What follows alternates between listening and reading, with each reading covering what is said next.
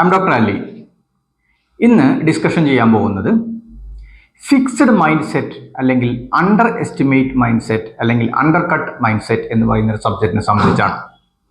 ഇത് സാധാരണ ഡെന്റിസ്റ്റിൻ്റെ അടുത്ത് കാണുന്നതാണ്, ഡോക്ടേഴ്സിൻ്റെ അടുത്ത് കാണുന്നതാണ്, പേഷ്യൻസിൻ്റെ അടുത്ത് കാണുന്നതാണ്. എന്ന് വെച്ചാൽ എല്ലാ ആളുകളിലുമുള്ള ഒരു സ്വഭാവമാണ്, ഒരു മനസ്സിൻ്റെ ഒരു കണ്ടീഷനാണ് ഫിക്സ്ഡ് മൈൻഡ് സെറ്റ്. എന്താണ് ഫിക്സ്ഡ് മൈൻഡ് സെറ്റ് എന്ന് പറഞ്ഞു കഴിഞ്ഞാൽ, ഒന്ന്, ഞാൻ മാത്രമാണ് ശരി, മറ്റുള്ളവരെല്ലാം ചെയ്യുന്നത് തെറ്റാണെന്ന ധാരണ. ഞാൻ മാത്രമാണ് ശരി, മറ്റുള്ളവർ ചെയ്യുന്നതെല്ലാം തെറ്റാണെന്ന ധാരണ.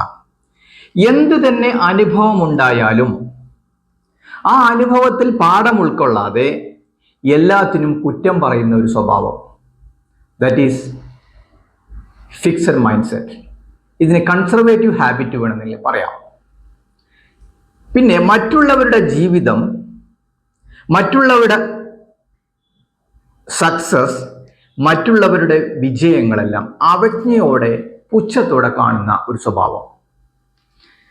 നാലാമത്തത്, ഇത്രയൊക്കെ മതി, ഇനി കൂടുതലൊന്നും വേണ്ട, മരിച്ചു പോകേണ്ട ആളുകളല്ലേ, ഇനി ആർക്ക് വേണ്ടിയിട്ടാണ് സമ്പാദിക്കുന്നത്, എന്തിനാണ് പഠിക്കുന്നത്, എന്തിനാണ് പ്രവർത്തിക്കുന്നത്, ഇതേപോലെ ഒരു നെഗറ്റീവ് ടോക്കിംഗ് കൂടുതൽ എല്ലാ ആളുകളോടും, എല്ലാ കാര്യത്തിനോടും, അത് ഫിനാൻസിനോടാണെങ്കിലും ജോലിനോടാണെങ്കിലും അറിവാണെങ്കിലും സൗകര്യത്തിനാണെങ്കിലും എന്തിനോടും മതി മതി മതി എന്നുള്ള ഒരു ആറ്റിറ്റ്യൂഡ്.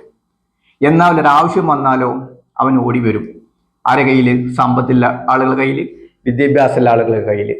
പക്ഷേ ഇത് അവൻ്റെ ഒരു അസുഖമാണത്, ഫിക്സഡ് മൈൻഡ് സെറ്റാണ്. മൂന്നാമത്തത്, നെഗറ്റിവിറ്റി.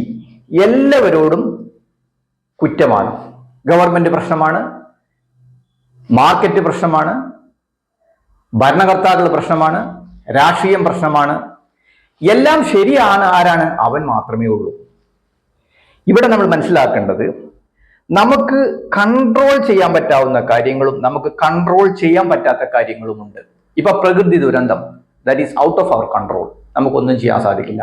അപ്പൊ നമുക്ക് കൺട്രോൾ ചെയ്യാൻ പറ്റാവുന്ന കാര്യത്തിൽ നമ്മൾ എന്ത് ചെയ്യണം? എഫിഷ്യന്റ് ആവണം.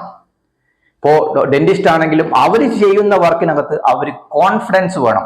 ഈ കോൺഫിഡൻസ് ഇല്ലെങ്കിൽ അവർ അണ്ടർ കട്ടിലും അണ്ടർ എസ്റ്റിമേറ്റ് ചെയ്യും.